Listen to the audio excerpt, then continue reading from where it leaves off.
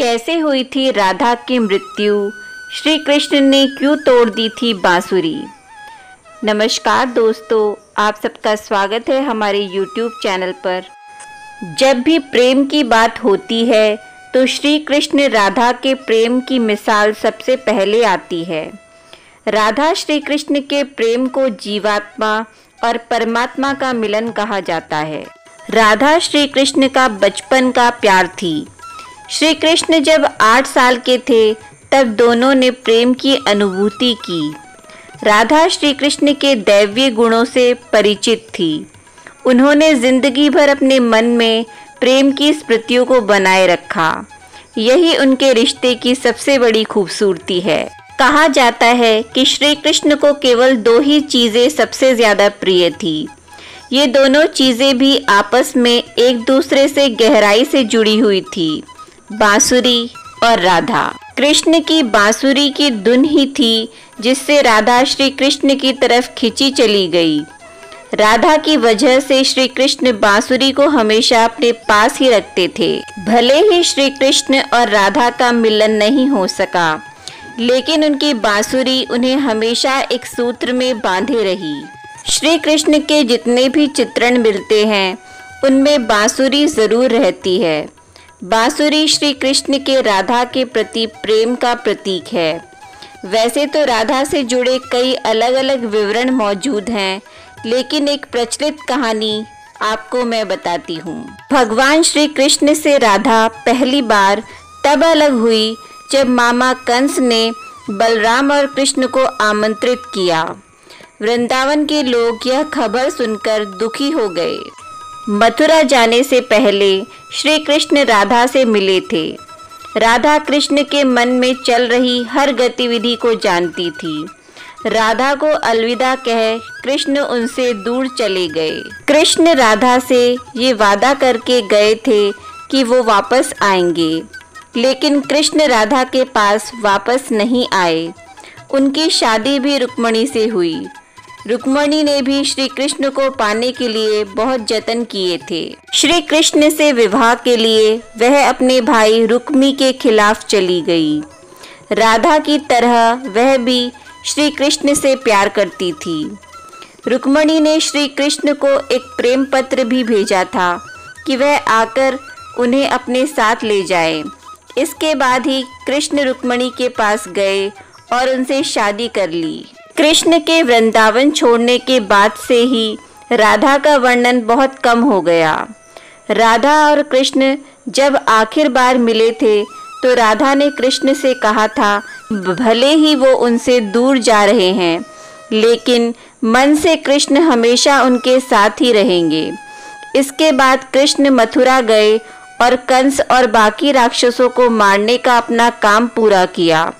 इसके बाद प्रजा की रक्षा के लिए कृष्ण द्वारका चले गए और द्वारकाधीश के नाम से लोकप्रिय हुए। जब कृष्ण वृंदावन से निकल गए तब राधा की जिंदगी ने अलग ही मोड़ ले लिया था। राधा की शादी एक यादव से हो गई। राधा ने अपने दाम्पत्य जीवन की सारी रस्में निभाई और बूढ़ी हुई, लेकिन उनका मन तब भी कृष्ण के लिए समर्पित था। राधा ने पत्नी के तौर पर अपने सारे कर्तव्य पूरे किए। दूसरी तरफ श्री कृष्ण ने अपने दैवीय कर्तव्य निभाए। सारे कर्तव्यों से मुक्त होने के बाद राधा आखिरी बार अपने प्रियतम कृष्ण से मिलने गई। जब वह द्वारका पहुंची तो उन्होंने कृष्ण के रुक्मणी और सत्यभामा से विवाह के बारे में सुना, लेकिन वह दुखी नहीं हुई। जब कृष्ण ने राधा को देखा तो वह बहुत प्रसन्न हुए। दोनों संकेतों की भाषा में एक दूसरे से काफ़ी देर तक बातें करते रहे। राधा जी को कान्हा की नगरी द्वारिका में कोई नहीं पहचानता था। राधा के अनुरोध पर कृष्ण ने उन्हें महल में एक देविका के रूप में नियुक्त किया। राधा दिन भर महल में रहती थी और महल से जुड़े कार्य देखती थी। मौका मिलते ही वह कृष्ण के दर्शन कर लेती थी, लेकिन महल में राधा ने श्री कृष्ण के साथ पहले की तरह का आध्यात्मिक जुड़ाव महसूस नहीं कर पा रही थी। इसलिए राधा ने महल से दूर जाना तय किया। उन्होंने सोचा कि वह दूर जाकर दोबारा श्री कृष्ण के साथ गहरा आत्मीय संबंध स्थापित कर पाएंगी। उन्हें नहीं पता था कि वह कहाँ जा रही हैं, लेकिन भगवान श्री कृष्ण जानते थे। धीरे धीरे समय बीता और राधा बिल्कुल अकेली और कमजोर हो गई। उस वक्त उन्हें भगवान श्री कृष्ण की आवश्यकता पड़ी। आखिरी समय में भगवान श्री कृष्ण उनके सामने आ गए। कृष्ण ने राधा से कहा कि वह उनसे कुछ मांगे, लेकिन राधा ने मना कर दिया। कृष्ण के दोबारा अनुरोध करने पर राधा ने कहा कि वह आखिरी बार उन्हें बांसुरी बजाते देखना चाहती हैं। श्री कृष्ण ने बांसुरी ली और बेहद सुरीली धुन में बजाने लगे। श्री कृष्ण ने दिन रात बांसुरी बजाई जब तक राधा आध्यात्मिक रूप से कृष्ण में विलीन नहीं हो गई। बांसुरी की धुन सुनते सुनते राधा ने अपने शरीर का त्याग कर दिया। हालांकि भगवान कृष्ण जानते थे कि उनका प्रेम अमर है, बावजूद वे राधा की मृत्यु को बर्दाश्त नहीं कर सके।